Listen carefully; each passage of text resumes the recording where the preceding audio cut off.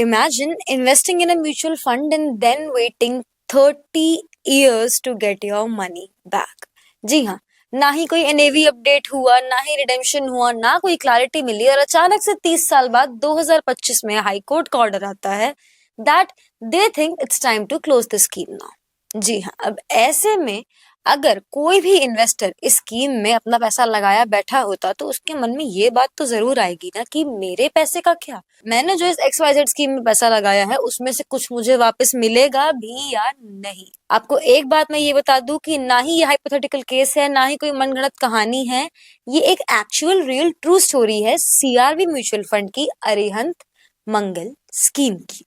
तो अगर आपने भी आज से 30-40 साल पहले CRB MF की अरिहंत मंगल स्कीम में पैसा लगाया था और आप क्लैरिटी के इंतजार में बैठे हैं, then this video is for you. आज की वीडियो में स्टेप बाय स्टेप समझेंगे कि असल में ये स्कीम क्या थी, इन्वेस्टर्स पे इसका क्या इम्पैक्ट पड़ा और अब आपको as an investor of the scheme करना क्या है एग्जैक्टली।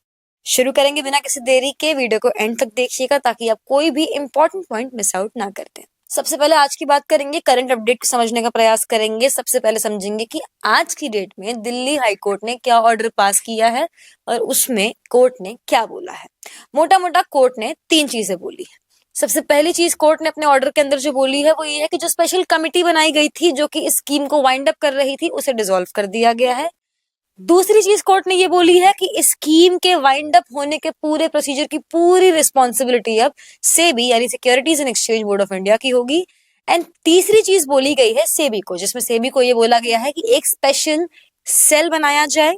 सेबी को बोला गया है पूरी स्कीम का फोरेंसिक ऑडिट किया जाए और सेबी को ये भी बोला गया है कि जो भी पैसा बचा हुआ है इस स्कीम में उसको प्रोपोर्शनेट और प्रॉपर तरीके से सभी इन्वेस्टर्स को वापस किया जाए। और इसके लिए सेबी को 1 साल का टाइम दिया गया है। 1 साल के अंदर अंदर ये पूरा प्रोसीजर कंप्लीट हो जाना चाहिए।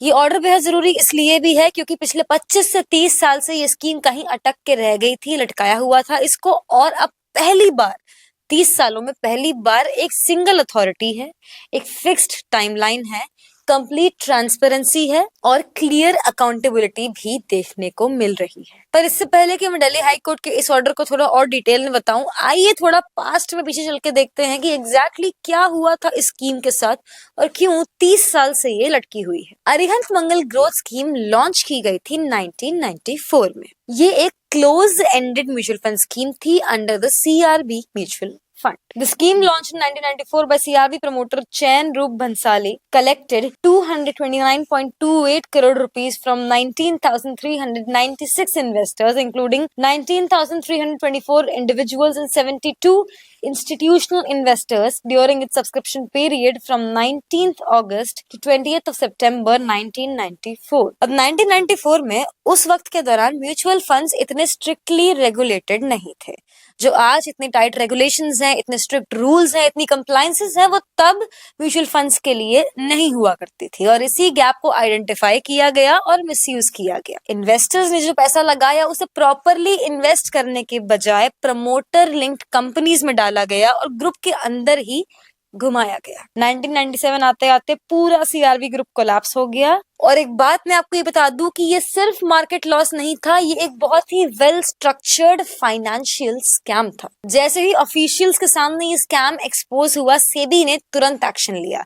RBI ने इस स्कीम और उससे जुड़े लोगों के खिलाफ प्रोसीडिंग शुरू की और कोर्ट्स भी इन्वॉल्व हुए और एंड में जाके इस स्कीम को फ्रीज कर दिया गया। In 1997, the Bombay High Court appointed a provisional administrator or PA to manage the fund and approved partial prepayments to small investors holding up to 10,000 units at an NAV of 4.95 rupees per unit. उसके बाद ये case transfer किया गया था Delhi high court को 2007 में। लेकिन पूरी स्कीम वाइंड अप कब होगी, कौन एलिजिबल है, कितना पैसा बचा है, किसे कितना पैसा मिलेगा, इसका पता लगा पाना बहुत मुश्किल हो रहा था और डेकेड्स तक यानी कि सालों साल लोगों को इस चीज पे कोई क्लैरिटी नहीं दी गई। जो PA अपॉइंट किया गया था उनकी डेथ हुई 2012 में। उसके बाद 2013 में कोर्ट ने एक स्पेशल कमेटी बनाई कंप्राइजिंग अ रिटायर्ड डिस्ट्रिक्ट जज, a SEBI nominee and a nominee from the ex management to oversee the formal winding up procedure and to reimburse investors proportionally. इस कमेटी का जो फंक्शन था वो काफी सिंपल था। इस कमेटी को एसेट्स बेचने थे, पैसा कलेक्ट करना था और उसके बाद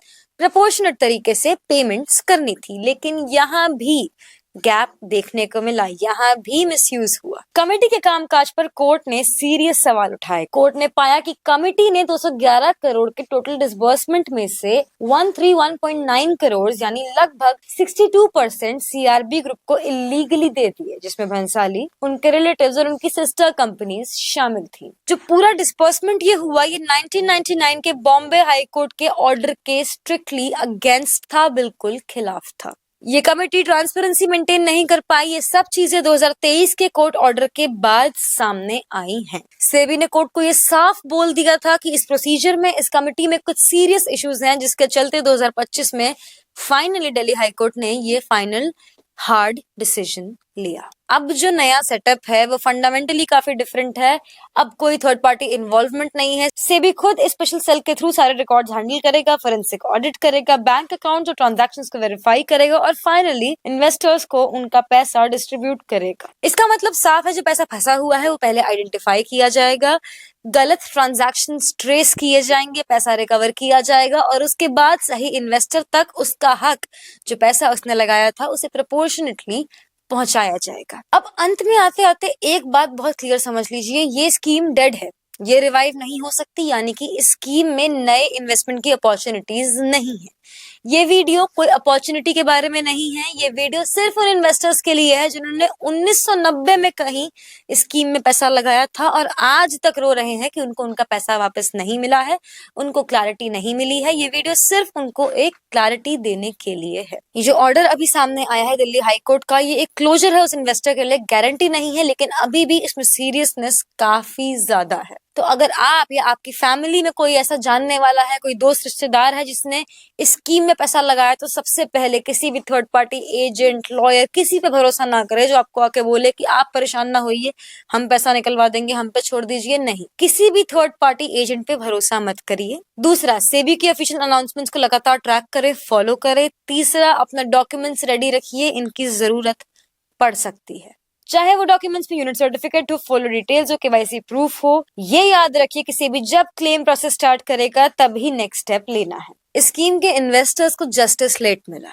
जी हाँ, हम मानते हैं बहुत ज्यादा लेट। 2025 का हाई कोर्ट का ऑर्डर कोई पब्लिसिटी स्टंट नहीं है, ये महज एक चांस है उस इन्वेस्टर को फाइनल क्लोजर देने का और जो चीजें गलत हुई उनको सुधारने का। ये कोई रिवाइवल का प्लान नहीं है, ये महज एक तरीका है कि उस इन्वेस्टर तक उसका पैसा सही सलामत जितना हो सके पहुंच जाए। आज जो हम म्यूचुअल फंड इंडस्ट्री देखते हैं 2026 में, जिसमें इतने स्ट्रिक्ट रूल्स हैं, टाइटर कंप्लायंसेस हैं, इतने ज्यादा नॉर्म्स हैं, इतना ज्यादा जिसमें अवेयरनेस है, वो ऐसे ही नहीं बनी है। ऐसे कई केसेस सामने आए हैं जिसके बाद तब जाके सेबी की पावर स्ट्रांग हुई है, रूल्स टाइट हुए हैं, ऑडिट्स हुए हैं बहुत ज्यादा।